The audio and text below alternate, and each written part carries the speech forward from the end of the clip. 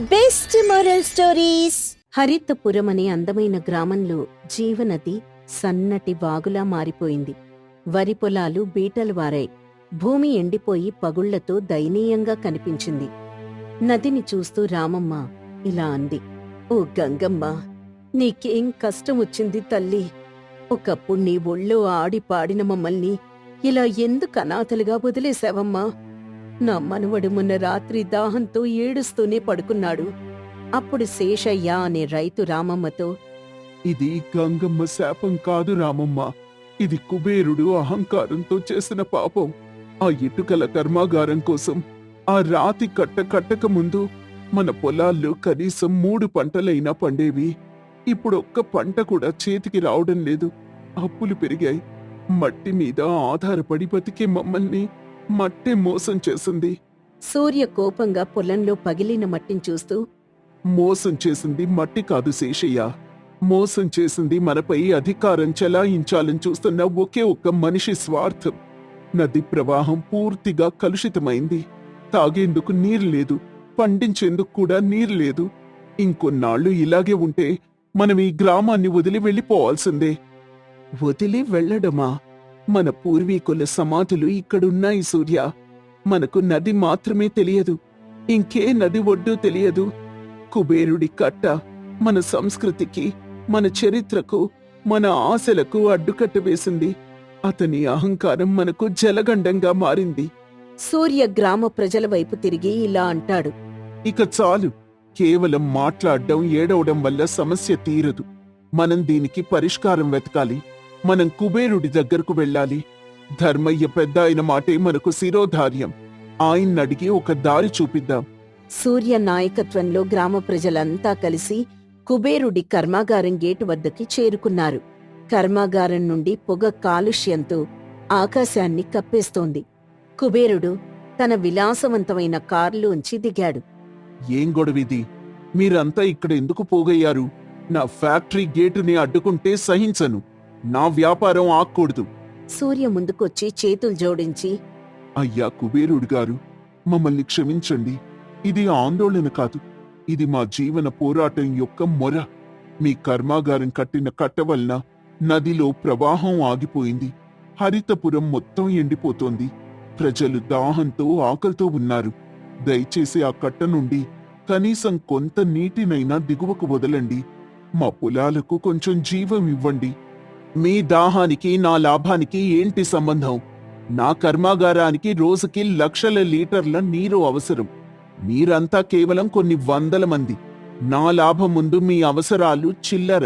పైగా నేనీ ప్రాంతాన్ని చట్టబద్ధంగా కొనుక్కున్నాను. కట్టడానికి నా దగ్గర ప్రభుత్వ అనుమతుంది. మీరు ఆకాశం వైపు చూసి వర్షం కోసం వేడుకోండి, నన్ను కాదు. అప్పుడు వృద్ధ రైతు ఏడుస్తూ, నాకున్న 10 ఎకరాల పొలం మొత్తం పోయింది నాయనా. నా కూతురి పెళ్లి కోసం దాచుకున్న డబ్బంతా ఖర్చయిపోయింది. పైగా నేనిప్పుడు అప్పుల పాలయ్యాను. కనీసం తాగునీటికైనా దయ చూపించండి. మీకేవన్నా సమస్యలుంటే అవి మీరు చూసుకోవాలి. ఈ నది నా వ్యక్తిగత ఆస్తి కిందకొస్తుంది. నా నీటిని వాడ్డం నా హక్కు. మీకు ధైర్యం ఉంటే వెళ్లి కేసు వేయండి. చట్టం నా వైపే ఉంటుంది. నేను వ్యాపారిని, దానం చేసేవాణ్ణి కాదు. వెంటనే ఈ ప్రాంతాన్ని వదిలి వెళ్ళిపోండి. మళ్ళీ ఇక్కడికొస్తే నా మనుషులు మీకు సరైన జవాబు చెప్తారు. కుబేరుడు అహంకారంగా కారెక్కి వెళ్ళిపోయాడు. గ్రామ ప్రజలు నిస్సత్తువగా అవమానంతో తల దించుకొని నిలబడ్డారు. సూర్య తీవ్ర కోపంతో ధర్మయ్య ఇంటికి చేరుకున్నాడు. కుబేరుడి మాటలు, అతని అహంకారం సూర్యని మరింత మండించాయి. ధర్మయ్య, ఇక శాంతం వద్దు. వాడు మనల్ని చీపురు పుల్ల కంటే హీనంగా చూశాడు. వాడు చట్టం గురించి మాట్లాడాడు. అయితే మనం ఈరోజు రాత్రి కొందరం వెళ్ళి ఆ కట్టను పేలుడు పదార్థాలు పెట్టి పేల్చేద్దాం. అది నాశనమైతే కాని వాడు మన దారికి రాడు. ప్రతీకారమే మార్గం. ఆగు సూర్య, ఆగు. నీ కోపం న్యాయమైంది, కాని ఆ మార్గం ధర్మబద్ధం కాదు. ప్రతీకారం అనేది ఓటమికి మొదటి మెట్టు. కుబేరుడు చేసింది అన్యాయం. మనం చేసింది అన్యాయమైతే మనకు అతనికి తేడా ఏముంటుంది చెప్పు? అప్పుడు మన జీవన హక్కు పోరాటం దొంగల పోరాటంగా మారుతుంది. నీతి లేని విజయం ఓటమి కంటే హీనం. ఎందుకంటే అది మన మనస్సాక్షిని చంపేస్తుంది. మరేం చేయమంటారు? వాడు చట్టబద్ధంగా భూమిని కొనుక్కున్నానని, నీరు తన సొంతమని అంటున్నాడు. మన మాట ఎవరు వింటారు? ధర్మయ్య ఒక పాత పుస్తకాన్ని తెరుస్తూ, చూడు సూర్య, ఈ పాత పుస్తకాలు చదువు. మన పూర్వీకులు నదిని ఎలా కాపాడారో తెలుసుకో. నదిని ఎవ్వరూ కొనలేరు, దొంగిలించలేరు. భూమిపై నీకు హక్కు ఉండవచ్చు, కాని ప్రవాహంపై నీకు హక్కు లేదు. వేల సంవత్సరాల క్రితం మన పూర్వీకులు నది పొంగినప్పుడు నీరు పొలాలకు చేరేందుకు ఒక సహజమైన కాల్వని ఏర్పరిచారు. వారు దాన్ని అతివాహిని అని పిలిచేవారు. అది నేరుగా మన గ్రామ పొలిమేరల వైపు వెళ్తుంది. కుబేరుడు తన కట్ట కట్టే సమయంలో ఆ అతివాహిని ప్రారంభదారిని పెద్ద మొత్తంలో మట్టితో కప్పేశాడు. అందుకే మనకిప్పుడు నీరు రావట్లేదు. అతివాహిన అంటే నది సహజంగానే మన వైపుకొచ్చే దారి ఉందన్నమాట. కుబేరుడు కట్టిన కట్టను కూల్చకుండానే మనం ఆ పాత దారిని తవ్వితే నీరు చట్టబద్ధంగా మన వైపుకొస్తుంది. అదే ధర్మ మార్గం సూర్య. మనం అతని ఆస్తికి హాని కలిగించకుండా నది సహజ హక్కును మాత్రమే పునరుద్ధరిస్తున్నాము. ఒక చెడు పనిని మంచి పనితో జయించాలి. ఈ పని నిశ్శబ్దంగా అపారమైన శ్రమతో కూడుకున్నది. కనీసం 3 రాత్రులు నిద్ర లేకుండా రాయిని కూడా పగలగొట్టే శక్తితో ఈ కాలువని. సూర్య, అతనితో పాటు యువకులు, పెద్దలు కలిసి పాత అతివాహిని దారిని తవ్వడానికి సిద్ధమయ్యారు. అది చీకటి రాత్రి. వారికి మార్గదర్శి కేవలం చంద్రుడి వెన్నెల, వారి మనసుల్లో ఉన్న ధర్మదీపం. సూర్య గుణపంతో మొదటి గట్టి మట్టిని కొడుతూ, మొదలు పెడదాం. రాత్రి పొద్దుపోయే వరకు ఎవ్వరూ మాట్లాడకూడదు. కుబేరుడి మనుషులు మనల్ని గమనించకూడదు. ఈ శ్రమ మన ఆకలికి, మన దాహానికి పెట్టే బలిదానం. అప్పుడు గోపి అనే యువ రైతు ఇలా అంటాడు. ఈ మట్టి ఎంత కఠినంగా ఉంది సూర్యన్న. మనం కేవలం పారలు, గడ్డపారలతో ఎంతని తవ్వగలం చెప్పు? గోపి, మన బలమే సంకల్పం. వాడు రాతి కట్ట కట్టాడు. మనం శ్రమతో కాలువను సృష్టిద్దాం. ప్రతి గుప్పెడు మట్టి మన పూర్వీకులు కోల్పోయిన నమ్మకాన్ని తిరిగిస్తుంది. గుర్తుంచుకో, మనం కేవలం కాలువను తవ్వడం లేదు, మన భవిష్యత్తుని తవ్వుకుంటున్నాం. యువకులు అలసిపోయారు. వారి చేతులు రక్తసిక్తమయ్యాయి. చాలా తక్కువ దూరం మాత్రమే తవ్వగలిగారు. ధర్మయ్య మరియు కొంతమంది మహిళలు వారికి పాత వంటకాలతో శక్తినిచ్చే ఆహారం తెచ్చారు. శ్రమ తీవ్రత స్వేదంలో ఉంటుంది సూర్య. మీ శ్రమ వృథా కాదు. కానీ అలసిపోకండి. కొంచెం విశ్రాంతి తీసుకోండి. కుబేరుడి కాపలాదారులు అలసటతో నిద్రపోతున్నారు. కాని మనం మెలకువగా ఉండాలి. ఇంకొక అడుగు ముందుకు ధర్మయ్య. మనకు మరో సగం మార్గం మాత్రమే ఉంది. మనం దీన్ని ముగించకపోతే కరువు మనల్ని ముగించేస్తుంది. అపారమైన శ్రమ తర్వాత వారు చివరి రాతి అడ్డుకట్టని తొలగించారు. ఆ క్షణంలో కుబేరుడి కట్టకు పక్కగా నది నీరు నెమ్మదిగా ఆ పాత అతివాహిని కాలువలోకి ప్రవహించడం మొదలుపెట్టింది. యువకుడు నిశ్శబ్దంగా కేక వేస్తూ, నీరొస్తోంది, నీరొస్తోంది అనన్నాడు. ఆ శబ్దం కేవలం నీటి ప్రవాహం కాదు, అది ధర్మం యొక్క విజయం. సూర్య కళ్లల్లో ఆనంద బాష్పాలు నిలిచాయి. ఆ యువకులు తమ చేతులు, కాళ్లపై ఉన్న గాయాలను కూడా లెక్క చేయకుండా ఆ నీటి ప్రవాహాన్ని చూసి తన్మయత్వం చెందారు. ఆ శ్రమ వారికి గొప్ప సంతృప్తిని ఇచ్చింది. మరుసటి రోజు ఉదయం హరితపురం గ్రామ ప్రజలు నదిలో నీటి మట్టం పెరగడం చూసి ఆశ్చర్యపోయారు. నెమ్మదిగా పొలాలకు నీరు చేరింది.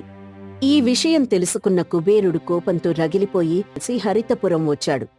మీరంతా చట్టాన్ని అతిక్రమించారు. నా న్యాయవాదితో మాట్లాడండి. మీరు నా కట్టను కూల్చకపోయినా నన్ను నష్టపరిచారు.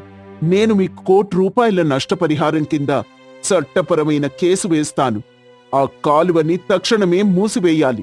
సూర్య ఎలాంటి భయం లేకుండా నిటారుగా నిలబడి, కుబేరా, నీవు పొరబడుతున్నావు.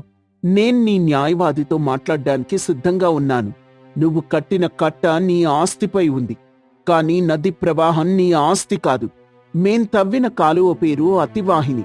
ఇది మా పూర్వీకులు వేల సంవత్సరాల క్రితం నది పొంగినప్పుడు దిగువ గ్రామాలకు నీరిచ్చేందుకు సహజంగా ఏర్పరిచిన దారి. నీవు దాన్ని మట్టితో కప్పివేశావు. నీవు నీ చట్టబద్ధమైన హక్కుని వాడుకోవచ్చు, కాని నీవు మా సహజ హక్కుని ఆపలేవు. ఈ నీరు నీది కాదు, ఇది ప్రకృతి ధర్మం. ఇదేం వాదన? సహజ హక్కు అంటే ఏంటి? ధర్మయ్య ముందుకొచ్చి శాంతంగా, అదే కుబేరా, అదే జ్ఞానం. నీకు ధనముంది కాని జ్ఞానం లేదు. నీవు నీటిని కొనవచ్చు, కాని నీరు ప్రవహించే దారిని కొనలేవు. నది ప్రవాహం ఒక నిరంతర ధర్మం. నీవిన్ని రోజులు ఆ నీటిని అక్రమంగా వాడుకున్నా వీర్ నీకు నష్టం కలిగించలేదు. కేవలం ధర్మాన్ని నిలబెట్టారు. కుబేరా, నీ కర్మాగారం కోసం నువ్వు నీరు వాడుకో, కాని దిగువన ఉన్న వేలాది మంది జీవనాధారాన్ని ఆపడం మానవత్వానికి వ్యతిరేకం. నీవు నీతిగా ఉంటే నీకెప్పుడూ జలగండం రాదు. స్వార్థం తాత్కాలిక లాభాన్నిస్తుంది, కాని ధర్మం శాశ్వత కీర్తినిస్తుంది. నేను నిన్నిప్పుడు అడుగుతున్నాను, నీ కర్మాగారానికి లాభం ముఖ్యమా, లేక నీటి కోసం పోరాడుతున్న ఈ అమాయక రైతుల కన్నీరు ముఖ్యమా? కుబేరుడొక్క క్షణం మాట్లాడలేకపోయాడు. సూర్య ముఖంలో ఉన్న నిజాయితీ, ధర్మయ్య మాటల్లో ఉన్న జ్ఞానం, వెనకాల ఉన్న రైతుల కళ్లల్లో ఉన్న నిస్సత్తువ, ఇవన్నీ అతన్ని ఒకేసారి తాకాయి. అతను తన ధనదాహం ఎంతటి సామాజిక విపత్తుకు దారితీసిందో గ్రహించాడు. ఆపండి, నా తప్పు నేను తెలుసుకున్నాను. సూర్య, ధర్మయ్య గారు, నన్ను క్షమించండి. నేను ధనవంతుణ్ణన్న అహంకారంతో కళ్ళు మూసుకుపోయి ప్రవర్తించాను. ఈ నది ఎవరి సొంతం కాదు. నా కర్మాగారానికి అవసరమైన నీటిని మాత్రమే ఇకపై నేను తీసుకుంటాను. నా కర్మాగారం నుండి వచ్చిన వ్యర్థ జలాలు నదిలో కలవకుండా ఉండేందుకు నేను తక్షణమే కాలుష్య రహిత కర్మాగారాన్ని నిర్మిస్తా అని వాగ్దానం చేస్తున్నాను. అంతేకాక గ్రామ ప్రజలు కోల్పోయిన పంట నష్టాన్ని భర్తీ చేయడానికి నేను ₹1,00,00,000 ధనాన్ని అందిస్తాను. మీరంతా దయచేసి ఆ కట్టని అలాగే ఉంచండి. నేను కూడా ధర్మాన్ని గౌరవించాలని నేర్చుకున్నాను. కుబేరుల్లో ధర్మం పునరుద్ధరించబడింది. అతను కేవలం వ్యాపారిగా కాక సామాజిక బాధ్యత ఉన్న వ్యక్తిగా మారాడు. హరితపురం ప్రజలు ఆనందంతో ఉప్పొంగిపోయారు. జీవనది మళ్లీ ఉప్పొంగుతూ వారి పొలాలను, జీవితాలను పచ్చదనంతో నింపేసింది. ఇది 1970ల నాటి రాజపేట అనే గ్రామం. నాగరత్నమ్మ, ఆమె పరమ పిసినారి. నాగరత్నమ్మ కొడుకు వాసుదేవ్, కోడలు సుజాత. నాగరత్నమ్మకున్న ఒకే ఒక పెంకుటిల్లు పూర్తిగా పాడైపోతున్నా ఇంట్లో ఏ చిన్న వస్తువుకైనా ఖర్చు పెట్టడానికి ఇష్టపడదు. ఆమె తన జీవిత కష్టాన్నంతా ఇంట్లో ఒక పాత ఇనప్పెట్టెలో దాచుకుంది. వర్షాకాలం మొదలైంది. ఇంటి కప్పు నుంచి నీరు కారుతోంది. కింద సుజాత బిందెలు పెట్టింది. నాగరత్నమ్మ ఇంట్లోనే కూర్చొనుంది. అత్తయ్య, చూడండి, పెంకుటిల్లు కప్పు నుంచి నీరెంత దారుణంగా కారుతోందో. గత రాత్రి పిల్లల నిద్ర కూడా సరిగ్గా పోలేదు. ఈ వర్షం ఆగితే ఇప్పుడే వెళ్ళి ఆ పెంకుల్ని సరిచేయించాలి. లేదంటే ఇంట్లో ఉన్న వస్తువులు, బట్టలు అన్నీ పాడైపోతాయి. కొత్త దుప్పట్లు, మన పిల్లల పుస్తకాలు ఇప్పటికే తడిచిపోయాయి. నాగరత్నమ్మ కళ్ళు మూసుకొని విసుగ్గా, హొసే కోడలా, నువ్వు ప్రతి చిన్నదానికి డబ్బు ఖర్చు పెట్టాలని చూస్తావా? అవి నీళ్లు కారిపోతే ఏమవుతుంది? బిందెలు, డబ్బాలు పెట్టావు కదా, ఇక్కడ కూర్చుంటే ఎండ తగలదు కదా. పోయి నీ పని చూసుకో. బిందెలు, డబ్బాలు తాత్కాలికమే అత్తయ్య.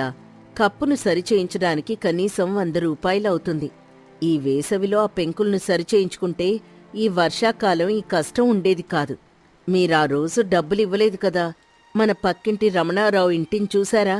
చిన్న పగులు వచ్చినా వెంటనే సరిచేయించుకున్నారు. మన ఇల్లు మాత్రం పాతబడిపోతోంది. ₹100? నీకు బుద్ధుందా అసలు? ఆ ₹100తో మనకెన్ని రోజులు కూరగాయలొస్తాయో తెలుసా? నేను కష్టపడి కూడబెట్టిన డబ్బుని ఇలా పిచ్చి పనులకి ఖర్చు పెట్టను. ఇల్లు పాతదైతే ఏమైంది? బలహీనంగా ఉన్న ఇంటికి దేవుడే తోడు. మీ అందరూ ఇంట్లో అనవసరంగా తిరుగుతూ లేనిపోని ఖర్చులు తెస్తున్నారు. అత్తయ్య, మీరు దేవుడు తోడు అంటారు కాని ఇంట్లో ఉన్న లక్షల కొద్దీ డబ్బు, తులాల కొద్దీ బంగారం ఎక్కడ దాచారో ఎవ్వరికీ తెలీదు. ఆ డబ్బుని బ్యాంక్లో వేయమని చెప్పి ఎన్నాళ్లయింది? బ్యాంక్లో వేస్తే దానికి వడ్డీ వస్తుంది కదా. ఆ వడ్డీతో కనీసం పిల్లలకి మంచి బట్టలు కొనివ్వచ్చు కదా. బ్యాంకా? అయ్యో, నాకా తెల్ల కాగితాల లావాదేవీలే తెలియవే. ఆ బ్యాంక్ వాడు ఎప్పుడు మూసేస్తాడో, నా డబ్బు ఎప్పుడు పట్టుకుపోతాడో ఎవరికి తెలుసు. పక్కనున్న గోవిందయ్య బ్యాంకులో డబ్బు పెడితే వాడు మోసం చేసి పారిపోయాడని నాకు తెలుసులే. నేను నా డబ్బుని ఎవ్వరికీ ఇవ్వను. నా ఇనప్పెట్టే చాలా సురక్షితం. అదొక్కటే నాకు రక్ష. నేను దాన్ని నా కంటికి రెప్పలా కాపాడుకుంటున్నాను. అత్తయ్య, ఆ ఇనప్పెట్టె గురించి మీరెప్పుడూ చెప్పరు. అదెక్కడుందో కూడా మాకు తెలీదు. కనీసం ఆ పెట్టెను చూసే భాగ్యం మాకుందా లేదా? ఆ పెట్టె గురించి కనీసం మీ అబ్బాయికైనా చెప్పండి. అది పాడైపోతే మీ ఆశలన్నీ బురదలో కలిసిపోతాయి. ఊరుకోవే, నువ్వు మీ ఆయన కలిసి నా డబ్బంతా లాగేసుకోవాలని చూస్తున్నారా? నేను చచ్చే వరకు ఆ పెట్టె ఎక్కడుందో ఎవ్వరికీ చెప్పను. ఆ పెట్టె 4 తరాల నుంచి మా దగ్గరే ఉంది. దానికేం కాదు. పో, వెళ్ళి ఈ నీళ్లన్నీ తుడు. వాసుదేవ్ అప్పుడే పొలం నుంచి తడిసి ఒళ్లంతా బురదతో వస్తాడు. అమ్మా, ఎంత కష్టమమ్మా. పొలంలో వర్షం ఆగట్లేదు. పొలం పక్కన ఉన్న కాలువ పొంగి ప్రవహిస్తోంది. ఇల్లు కూడా చాలా పాడైపోయింది కదా. పెంకులు జారిపోతున్నట్టు గట్టిగా శబ్దం కూడా వచ్చింది. నువ్వు కూడా కోడలికి వత్తాసు పలుకుతున్నావా? వెళ్ళు, త్వరగా వెళ్ళి గంజి అన్నం తిను.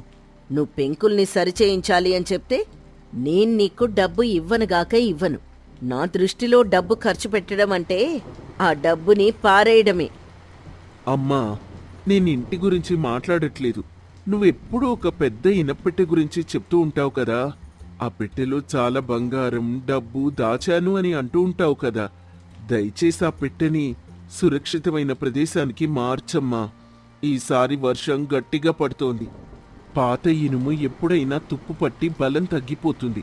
ఆ పెట్టె నీటిలో ఉంటే లోపలున్న కాగితపు డబ్బంతా ముద్దగా మారుతుంది. దయచేసి నా మాట వినమ్మా. నా పెట్టె గురించి నువ్వు ఆలోచించాల్సిన పని లేదురా. దాని భద్రత గురించి నాకు బాగా తెలుసులే. అదెప్పటికీ చెడిపోదు. అది దేవతా వస్తువు. పో, నా కళ్ల ముందు నుంచి వెళ్ళిపో అని వాసుదేవ్ మీద చిరాకుపడి నాగరత్నమ్మ కోపంతో తన గదిలోకి వెళ్లి తలుపు వేసుకుంటుంది. వాసుదేవ్, సుజాత ఆకాశం వైపు చూసి నిస్సహాయంగా తలలూపుకుంటారు. ఆ రాత్రి ఊళ్ళో ఎడతెరిపి లేకుండా వర్షం పడుతోంది. గట్టి ఈదురుగాలులు, ఉరుములు, మెరుపులతో భయంకరమైన వాతావరణం. ఇల్లంతా మోకాల్లోతు నీటితో నిండిపోయింది. కాలువ పొంగి ఊళ్ళోకి నీళ్లు భయంకరంగా వస్తున్నాయి. అమ్మా, అమ్మా, త్వరగా లిమ్మా. వరద నీరు ఊర్లోకొచ్చేసింది. అందరూ ఇల్లు వదిలి ఎత్తైన ప్రదేశంలోకి వెళ్తున్నారు.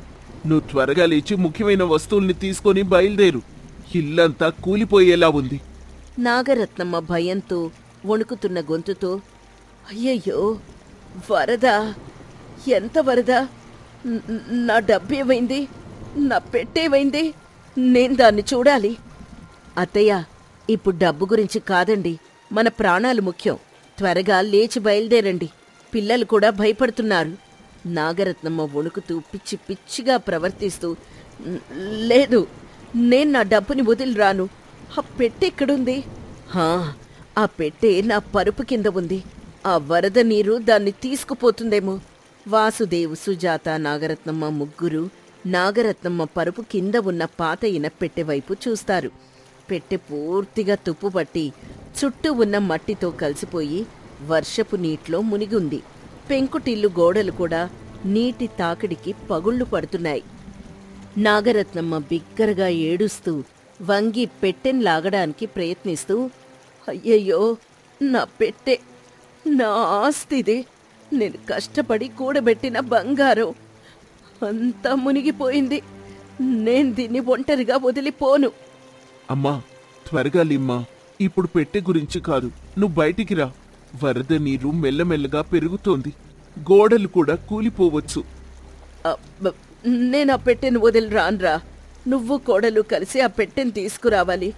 అందులో నా జీవితం ఉంది. అత్తయ్య, ఆ పెట్టె బరువు చాలా ఎక్కువగా ఉంది. దాన్ని వరదలో బయటికి తీసుకురాలేం. దానికి ఏవైనా తుప్పు పట్టుంటే అది విరిగిపోతుంది. దాన్ని లాగడానికి దయచేసి ప్రయత్నించకండి. అమ్మా, నేను ఆ రోజే నీకు చెప్పాను కదా, పాత ఇనుముకు తుప్పు పట్టి బలం తగ్గిపోతుందని. నువ్వు వినలేదు కదా. త్వరగా రా. డబ్బు కంటే మనిషి ప్రాణం ముఖ్యం. వాసుదేవ్ సుజాత బలవంతంగా బలహీనంగా ఉన్న నాగరత్నమ్మను చేతులు పట్టుకుని బయటికి తీసుకెళ్తారు. ఆ వరదలో ఆ ఇనప్పెట్టే ఆమె దాచుకున్న డబ్బుతో సహా అక్కడే ఉండిపోయింది. ఇల్లు కూడా క్షణాల్లో కూలిపోయింది. ఒకరోజు తర్వాత వర్షం తగ్గింది. నాగరత్నమ్మ కుటుంబం పూర్తిగా శిథిలమైన ఇంటిని చూస్తూ ఎత్తైన ప్రదేశం నుంచి తిరిగొచ్చారు. ఇల్లంతా బురద, చెత్తతో, కూలిపోయిన గోడలతో నిండి ఉంది. నాగరత్నమ్మ పరుగు పరుగున తన గదివైపు వెళ్లి శిథిలాల మధ్య వెతుకుతూ, అయ్యయ్యో, నా పెట్టెక్కడుంది? ఆ పెట్టేవైంది? నా దగ్గర ఇంకేమీ మిగల్లేదు. వాసుదేవ్, సుజాత కూడా పెట్టె దగ్గరికి వెళ్లారు. శిథిలాల కింద పెట్టె నలిగిపోయి దాని తాళం భాగం విరిగిపోయింది. నీరు ప్రవహించడంతో దానిలోపలున్న కాగితపు కరెన్సీ అంతా బురదతో తడిసి చిరిగిపోయి రంగు కోల్పోయిన ముక్కలుగా మారిపోయింది. లోపలున్న బంగారం కూడా నీట్లో మునిగి రంగు మారి మట్టితో కప్పబడి ఉంది. అది తిరిగి ఉపయోగించడానికి పనికి రానంత దారుణంగా ఉంది. నాగరత్నమ్మ తల బాదుకుంటూ ఆ తడిసిన కాగితపు ముక్కల్ని చేతిలోకి తీసుకొని, "అప్, నా డబ్బు, నా బంగారం అంతా పోయింది. నేను కష్టపడి కూడబెట్టింది మొత్తం పోగొట్టుకున్నాను. నేను పిసినార్తనం చూపించి ఈ పెట్టెను పాడైపోయిన ఇంటి కింద దాచి ఉంచాను. నేను చేసిన తప్పు వల్ల నాకు శిక్ష పడింది." అమ్మా, ఇప్పుడు చూడు, నా మాట ఆ రోజు నువ్వు వినుంటే 100 రూపాయలు ఖర్చు చేసి కప్పుని సరిచేయించుంటే ఈ రోజు నీ లక్షల ఆస్తి పోయేది కాదు. ఆ డబ్బుని బ్యాంక్లో పెడితే దానికి వడ్డీ కూడా వచ్చుండేది. కాని నువ్వు డబ్బు పోతుందనే భయంతో దాన్నిలా నీట్లు బురద పాలు చేసుకున్నావు. ఇప్పుడు ఈ శిథిలాలను తీయడానికి, మళ్ళీ ఇల్లు కట్టడానికి ఎక్కడ్నించి డబ్బొస్తుంది? అయ్యయ్యో, నా కళ్ళెందుకు కనపడలేదు? నా పిసినారితనం నన్నెంత నష్టానికి గురి చేసింది. నాకిప్పుడు ఏమీ మిగల్లేదు. అత్తయ్య, మీరు పెంకుల్ని సరిచేయించడానికి డబ్బివ్వలేదు. ఆ 100 రూపాయలు ఈరోజు లక్షల రూపాయల నష్టాన్ని తెచ్చిపెట్టింది. దానికి తోడు మీ ఆరోగ్యం కూడా చెడిపోయింది. మాకు మంచి తిండి కూడా పెట్టలేదు. మీరు దాచుకున్న డబ్బు మాకెప్పుడూ ఆనందాన్నివ్వలేదు. అమ్మా, నువ్వు డబ్బుని దాచుకోవాలని చూసావు తప్ప ఆ డబ్బుని ఎలా పెంచుకోవాలి, ఎలా సురక్షితంగా ఉంచాలి అని ఆలోచించలేదు. నీకు డబ్బు ముఖ్యం, కాని ఆ డబ్బుని పోగొట్టుకున్న తర్వాత నువ్వు ఒంటరిగా ఉన్నావు. ఈ వరదలు ఊరి ప్రజలు మనకు సాయం చేయకపోతే మన పరిస్థితి ఏంటి చెప్పు? ఇప్పుడు నీకు సాయం చేసేది ఈ డబ్బు పెట్టే కాదమ్మా, మా ప్రేమ మాత్రమే. మీ ఇద్దరూ దయచేసి నన్ను వదిలిపోకండ్రా. నాకు బుద్ధొచ్చింది. నేను మీ గురించి, పిల్లల గురించి ఆలోచించనే లేదు. మీ ఇద్దరూ నాకు సాయం చేయండి. నేను పిసినార్తనం చూపించినందుకు ఈరోజు నా డబ్బు పోయింది. నాకు నా కొడుకు, కోడలు, మనవలు కావాలరా. నువ్వు మనిషి విలువను చూడలేదమ్మా. నువ్వెప్పుడూ డబ్బుని మాత్రమే చూసావు. ఇప్పుడు ఆ డబ్బు పోయింది. ఈ రోజు ఈ వరదలో ఊరి ప్రజలు మనకు సాయం చేస్తే మనుషుల విలువ నీకు తెలుస్తుంది. ఆ డబ్బు పెట్టే నీకు సాయం చేయలేదు. ఇప్పటికైనా మమ్మల్ని నమ్ము. అత్తయ్య, ముందు మీరు కోలుకోండి. మేం మీ దగ్గర ఉన్న మిగిలిన బంగారాన్ని అమ్మకుండా అప్పు చేసి ఈ ఇంటిని సరిచేయిస్తాం. మేం మళ్ళీ కొత్త జీవితాన్ని మొదలు పెడతాం. మీరిక నుంచి మమ్మల్ని నమ్మాలి. మా కష్టాన్ని నమ్మాలి. నేను మిమ్మల్ని నమ్ముతానమ్మా. దయచేసి నన్ను క్షమించండి. ఈ రోజు నుంచి నేను డబ్బును దాచడం కాదు, కుటుంబాన్ని, ఆనందాన్ని, ఆరోగ్యాన్ని దాచుకుంటాను. నా పిసినారితనం నన్ను నాశనం చేసేసింది. ఇక నేను మారతాను. నాగరత్నమ్మ పశ్చాత్తాపంతో వాసుదేవ్ సుజాతల్ని కౌగిలించుకుని ఏడుస్తుంది. ఆ రోజు నుంచి ఆమె పూర్తిగా మారిపోతుంది. తన ఆస్తి పోయినా కుటుంబాన్ని గెలిపించుకుంది. ఆమె పిసినార్తనం పోయి మనుషులపై ప్రేమ పెరిగింది. ఈ కథ వల్ల మనకు తెలిసే నీతి ఏంటంటే, పిసినారితనం వలన మనిషి జీవితంలో పెద్ద నష్టాన్ని ఎదుర్కొంటాడు. డబ్బుని సరైన పద్ధతిలో దాచాలి. అలాగే అవసరానికి, భవిష్యత్తు కోసం ఖర్చు పెట్టాలి. ఆస్తి కంటే ఆరోగ్యం, కుటుంబ బంధాలు, ఇతరుల సహాయం అత్యంత విలువైనవి. డబ్బుని వివేకంతో ఉపయోగించాలి.